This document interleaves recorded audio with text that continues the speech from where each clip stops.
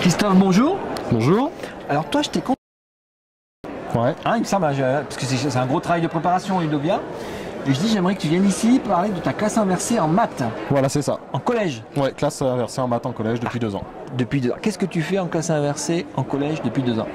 Tout simplement, je suis parti du principe. Au départ, j'avais des classes à 30 à gérer. Il fallait que je trouve une solution pour gérer l'hétérogénéité. Et en fait, je crée des capsules vidéo que les élèves regardent à la maison.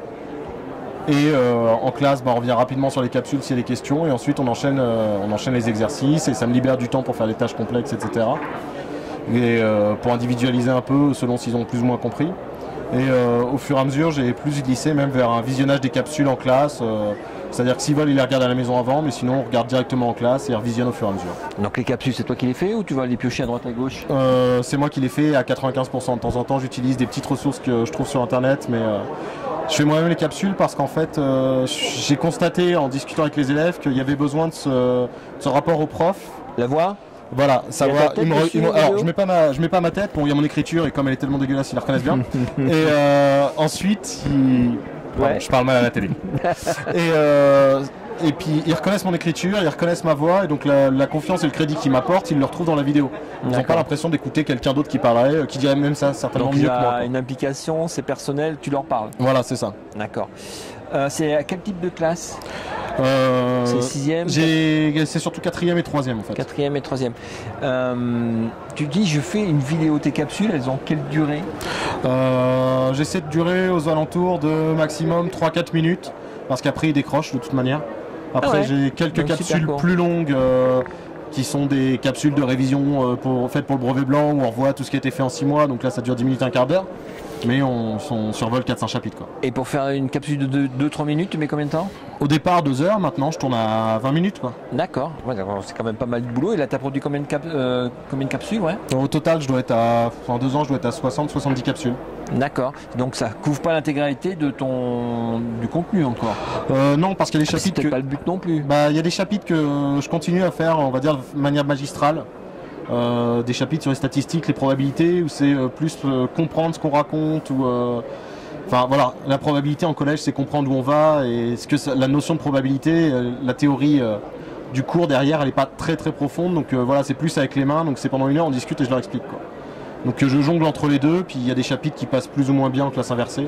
Alors, comment tu es venu à faire ces classes inversées? Bon, tu as parlé d'hétérogénéité, mais qu'est-ce qui a été déclencheur? Est-ce que tu as vu un exemple? Est-ce que tu as vu un site web qui en parlait? Une conférence? C'est quoi le truc? Je cherchais une solution pour gérer ces classes que j'allais avoir l'année d'après. J'ai entendu une émission à la radio. C'était 2 minutes, une petite parenthèse à la radio. J'ai passé mon week-end à faire des recherches dessus et c'est à l'occasion que j'ai créé mon compte Twitter, etc. Et voilà, j'ai fait le tour de la découverte. Tout d'un coup, et donc c'est un choc psychologique lourd. Ouais, c'était un choc. Je suis passé de. Je pense que j'ai gagné 10 ans de pédagogie en un week-end. C'est efficace, on va t'envoyer tout le monde. C'était qui parlait à la radio? Il y avait des exemples de cités ou pas? Non, il n'y avait rien du tout. C'était une toute petite parenthèse éducative un matin en 1 minute sur France Inter. Et voilà. Donc tu pars avec ton baluchon, ton clic, ton clavier, ta souris, tu vas sur Internet, tu as trouvé qui sur Internet? À l'époque, il n'y avait pas encore beaucoup de monde en France. Je suis surtout tombé sur Annie Carsono-Carter aux États-Unis, au Canada. Donc forcément, Annick. Elle était en train de passer dans l'amphi là-bas tout à l'heure. Ah, elle est passée. Ouais, elle a réussi à se visio. brancher. Elle était en visio normalement. Donc je suis tombé sur ce qu'elle faisait. J'ai lu quasiment tout ce qu'elle faisait. J'ai lu un peu de. Elle fait des maths justement. Voilà, les profs de maths. Donc c'était un peu un mentor quoi. Enfin plus au départ sans qu'elle me connaisse, mais voilà, c'était un mentor. Et j'ai regardé ce qui se faisait aussi pas mal aux États-Unis parce que là-bas ça faisait un moment qu'on en parlait. Et donc je me suis lancé sur une fin d'année pendant 2-3 mois, les gamins ont bien accroché. L'année donc tu es d'après, parti sur le premier format d'Annick, c'était la vidéo à la maison et puis les exercices. Voilà. Et après tu dis que tu as changé, tu as intégré des tâches complexes et c'est un processus qui est venu après? C'est-à-dire que en fait je me suis rendu compte que ça libérait du temps parce qu'avant je pouvais passer 20 minutes, une demi-heure à faire court. Et là la capsule de 5 minutes, alors il y en a ils la regardent 2-3 fois, puis je vais leur réexpliquer. Ça me donnait du temps avec les élèves. Puis il y en a, ils prenaient vraiment le temps de faire les exos de base, ils comprenaient bien. Puis ceux qui carburaient, on a attaqué un peu plus de tâches complexes, des exercices plus compliqués. Je travaille souvent avec les grands, 4e, 3e. Donc en 3e, ceux qui allaient partir au lycée, je leur donnais des trucs un peu plus costauds, histoire de les préparer à la suite, etc. D'accord. Quand tu t'es lancé quand tu as eu l'idée, ça s'est déclenché, la révélation, est-ce que tu as demandé aux étudiants, aux élèves s'ils avaient de quoi regarder tes vidéos chez eux ou pas? Ouais, alors ça a été la grande question au départ que je me suis posée, c'est comment on allait gérer le matériel des élèves. Donc en gros, j'avais plus des trois quarts qui avaient un ordinateur à la maison.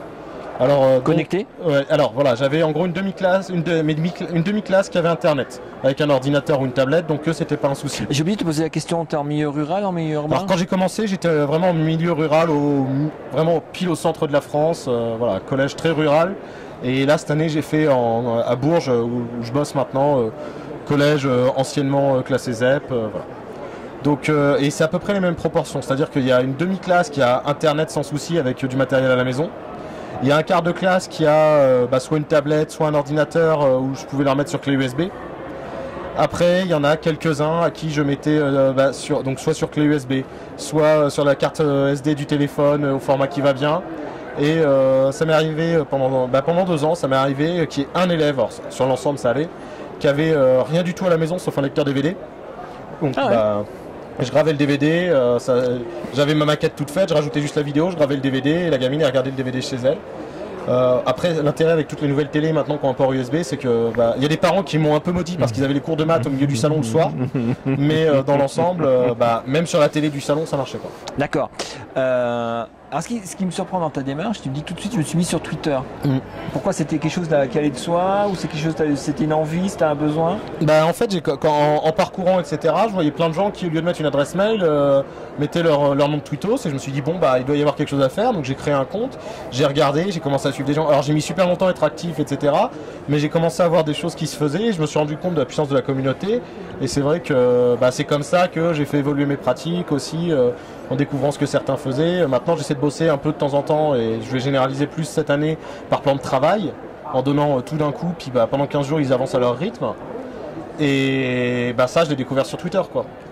D'accord. Quand tu dis il y a une communauté importante, c'est une communauté de profs de maths de collège ou c'est une communauté de gens qui utilisent la classe inversée? C'est une grande communauté de profs, notamment qui utilisent la classe inversée, c'est-à-dire que moi dans ce qui nous concerne pour la classe inversée, j'ai pris des idées chez les profs des écoles, j'ai pris des idées chez les profs de lycée, voilà.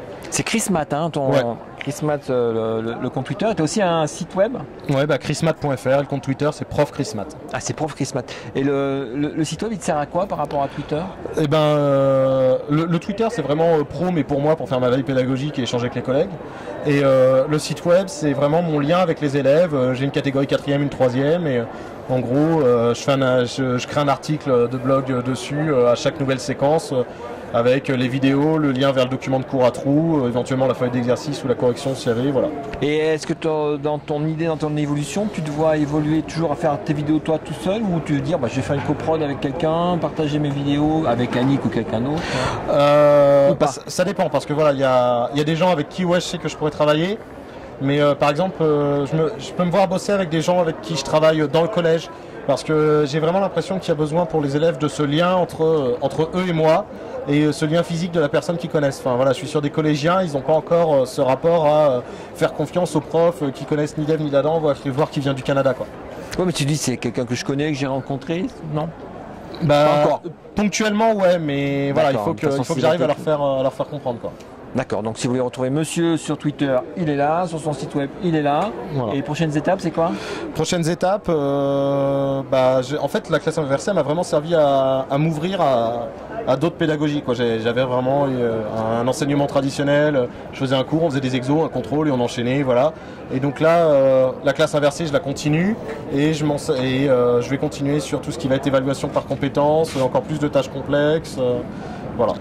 Entrer dans le processus. Voilà. Bon, c'est la première fois que tu viens à Ludovia? Ouais, première fois de Ludovia. Ouais. On se revoit l'année prochaine? Ouais, je pense, ouais. Bon, on fera le bilan l'année prochaine. Merci. Ça marche. À l'année prochaine. Au revoir.